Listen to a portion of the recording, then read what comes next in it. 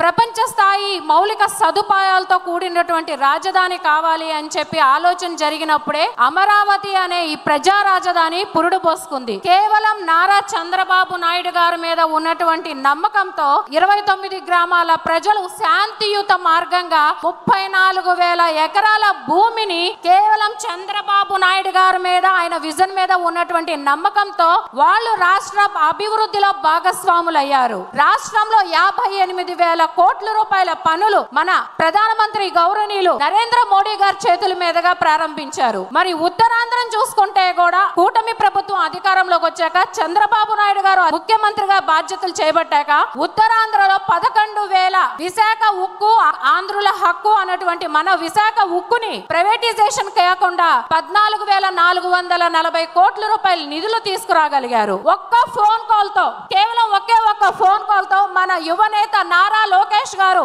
అనకాపల్లిలో 1,40,000 కోట్ల రూపాయలు ఆదిత్య మిథిల్ స్టీల్ ప్లాంట్ ని ప్రారంభించారు. ఇలా ప్రతి ఒక్క చోట ఇదే రాయలసీమని చంద్రబాబు నాయుడు గారు అనంతపురం జిల్లాని ఆటోమొబైల్ హబ్ గా, చిత్తూరుని ఎలక్ట్రానిక్స్ హబ్ గా, కర్నూలుని సోలార్ గ్రీన్ ఎనర్జీ హబ్ గా తీర్చిదిద్దుతారు. ఖచ్చితంగా మళ్ళీ ఆంధ్రప్రదేశ్ చంద్రబాబు నాయుడు గారి నాయకత్వంలో ఈజీ ఆఫ్ డూయింగ్ బిజినెస్ నుంచి స్పీడ్ ఆఫ్ డూయింగ్ బిజినెస్ గా అడుగులు వేస్తుంది. చంద్రబాబు నాయుడు గారు అధికారం చేపట్టిన అతి కొద్ది కాలంలోనే రాష్ట్ర జీడిపి రేటు అభివృద్ధి పరంగా పరుగులు తీస్తూ ఉంది. ఎంతమంది సైకోలు అడ్డుపడినా ఆంధ్రుల ప్రజా రాజధాని అమరావతి నిర్మించటంలో ఆపటంలో ఎవరి వల్ల కాదు. ఎందుకంటే ఇది ఆంధ్ర ప్రజల కోసం నారా చంద్రబాబు నాయుడు గారు తీసుకున్నటువంటి సంకల్పం. ఆనాడు దేవతల రాజధాని నిర్మించింది ఆ దేవేంద్రుడు అయితే, ఈ ఆంధ్రుల 5 కోట్ల ఆంధ్రుల